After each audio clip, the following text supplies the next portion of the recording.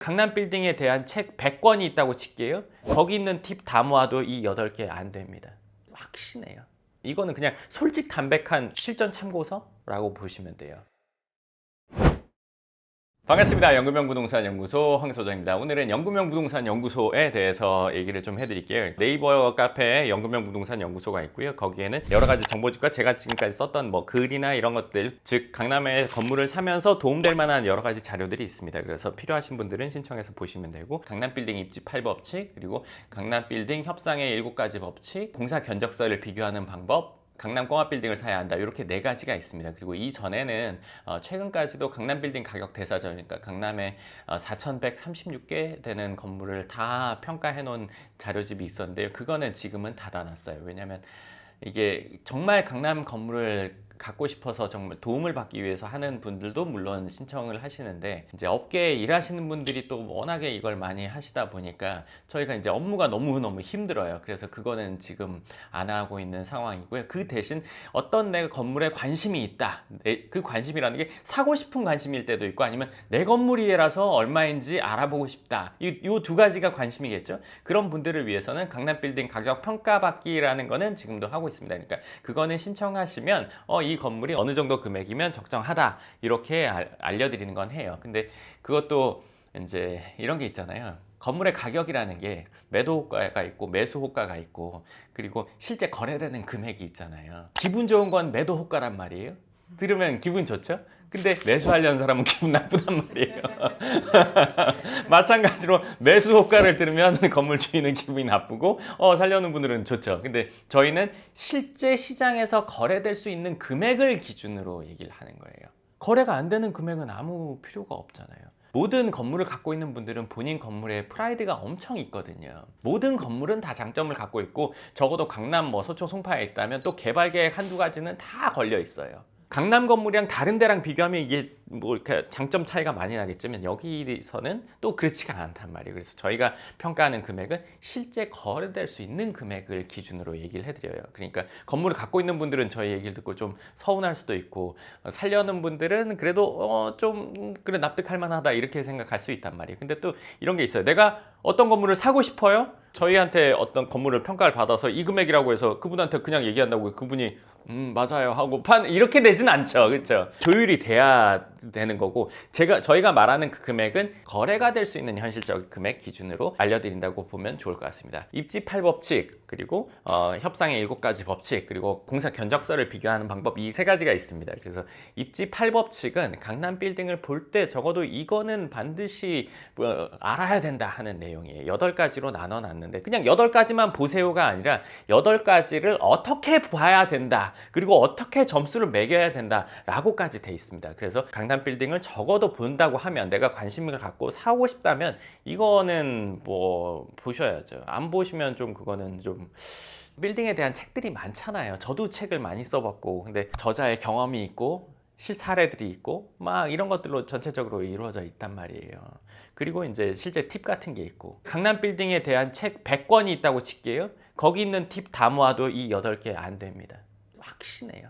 이거는 그냥 솔직 담백한 뭐 실전 참고서라고 보시면 돼요. 그리고 강남 빌딩 협상의 7가지 법칙에는 강남 빌딩 살 때 빼먹으면 절대 안 되는 요소들을 7가지로 써놨어요. 그 중에 뭐뭐뭐 해놨는데, 예를 들어서 명도, 건물 주인이 할지 사는 사람이 할지 부동산이 할지, 그거에 따라서 책임을 어떻게 져야 될지, 이런 것까지 다 써놨습니다. 그러니까 입지 8법칙을 봤어요. 이런 걸 찾았어요. 근데 이걸 모르고 했어요. 그거 분명 곤란한 일 생깁니다. 이 7가지 다 체크가 돼야 돼요. 그 체크는 또 뭘로 돼야 되냐면요, 누가 뭘 하느냐에 따라서 금액으로 또 환산이 됩니다. 잔금이라고 치면 잔금을 빨리 하냐 늦게 하냐, 중도금이 있냐 없냐, 이거에 따라서 건물 금액에 영향을 미칩니다. 이 7가지가 다 건물 금액, 거래 금액에 영향을 미쳐요.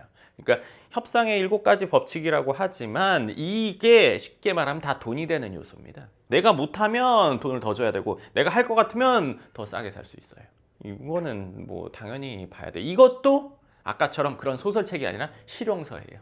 제가 지금까지 건물을 40개 넘게 사면서 경험했던 것들을 정리한 거예요. 그냥 실용서로. 이거 만약에 친동생이나 부모님이 건물을 산다고 하면 제가 알려줄 내용이에요. 요렇게 요거 일단 보고 하면 돼. 그리고 또 아무것도 모르면 저랑 얘기가 안 통할 거 아니에요. 반드시 보셔야 되고, 세 번째 이 가격 공사 견적서를 비교하는 방법은, 이거는 공사를 직접 하실 분들은 봐야겠죠. 내가 어떤 업체를 선정해서 하려고 하는 분들은 이걸 보셔야 되는데, 공사 업체를 선정할 때 그게 이제 처음엔 지인들을 찾아보게 되고, 그리고 이제 검색해서 하게 되고, 뭐 저쩌고 한단 말이에요. 그렇게 이제 알아보다가 여러 곳에 이제 비딩 해가지고 공사 견적서 받는 것까지만 해도 이것도 그래도 꽤 잘 하시는 분이에요. 그렇지 않고 그냥 아는 데서 그냥 하는 경우도 많단 말이에요. 근데 비딩까지 했어요. 근데 비딩해서 견적을 따져보면은 얘는 얼마고 얘는 얼마고, 막 적게는 5% 10%에서 많게는 20% 이상 차이 난단 말이에요. 공사 견적이라는 게. 근데 이게 뭐냐면 물통이에요.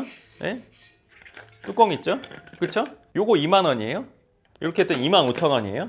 근데 똑같이 물통 판다고 사진 올려놓고 옆에서 찍었어요. 그럼 뚜껑 있는지 없는지 모르죠. 그럼 2만 원짜리 사겠죠, 사람들이? 오고 나서 왜 뚜껑이 없지? 공사 견적서도 그래요. 그 빼먹는 거는 별도, 실비정산 이렇게 다 돼 있단 말이에요. 근데 어떤 견적서에는 그런 것까지 다 들어가 있어요. 전체 금액 비교를 한다고 해서 1대1 비교가 안 되기 때문에 싸다고 해서 했는데 하다 보니까 내가 받아본 견적보다 제일 높은 거보다 20% 더 나와요. 이거를 하나하나 다 따져봐야 돼요.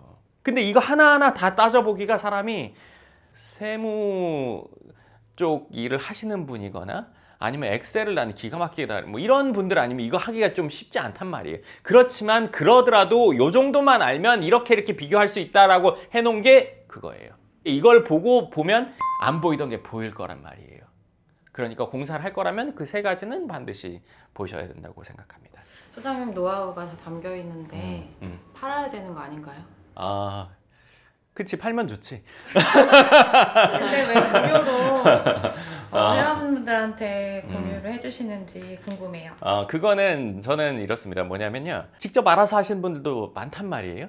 네, 그분들의 어떤 지식이나 경험을 높여주는 것들인데, 그 보시는 분들 중에 저를 찾아오는 분들이 있잖아요. 그렇죠? 그 찾아오는 분들이 그걸 보시면 저랑 대화가 통해요.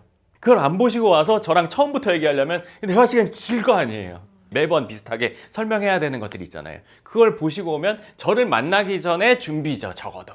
물론 다른 분들이 그걸 가지고 도움이 되니까, 예를 들어서 어떤 비용을 받으면 저도 좋겠지만, 그거보다는 저희 회원들을 위해서, 저에게 찾아올 분들을 위해서 만들었는데, 이분들은 그로 인해서 득을 보는 상황이 되는 건데, 저는 그거는 어쩔 수 없다고 생각합니다. 그리고 이건 너무 거창하다고 생각할 수 있는데 실제로 그래요. 엉뚱한 일들이 막 벌어지는 거를, 이걸 본 사람들은 그런 엉뚱한 일에 적어도 연루되진 않을 거야. 강남 빌딩 시장을 적어도 깨끗하게 하는데 얘가 분명히 도움이 된다고 생각해. 그래서도 있어. 스스로 할 수 있으면 저희한테 안 오실 거 아니에요? 괜찮아. 나한테 중요한 거는 이분들이 아니라 이분들이 나한테 훨씬 더 중요하잖아. 그걸 보고 오시는 분들한테 어떻게 하면 더 잘 해줄까가 내가 할 수 있고 영향을 미칠 수 있는 선인 거잖아. 여기에 최선을 다했는데 여기까지 되는 거는 난 어쩔 수 없지. 그러면 주로 어떤 분들이 상담 오세요? 내가 이렇게 이분들 둘로 나눴지만 이 중간인 분들도 있거든. 중간인 분들은 일단 첫 번째로 내가 이런 걸 봤는데 내가 이렇게 뭐 알아봤는데 이게 맞아요 하고 물어보려고 오는 분들도 있지. 근데 이런 분들은 좀 적고, 사실은 내가 쓴 그 내용들을 다 보고 진짜 이 사람이 이만큼 일을 겪었구나, 이만큼을 할 줄 아는구나, 진짜 강남에서는 독보적이다, 이 사람 믿을만하다, 그랬기 때문에 나는 돈은 이 정도로 벌고 있고 모으고 있고 한데 건물에 대해서 이걸 보고 내가 실제로 실행하기는 힘들어. 그러니까 누군가가 대신 알아서 책임지고 해줬으면 좋겠어 하는 분들이 대부분이지. 정보집 말고 그 카페에는 또 어떤 내용들이 있어요?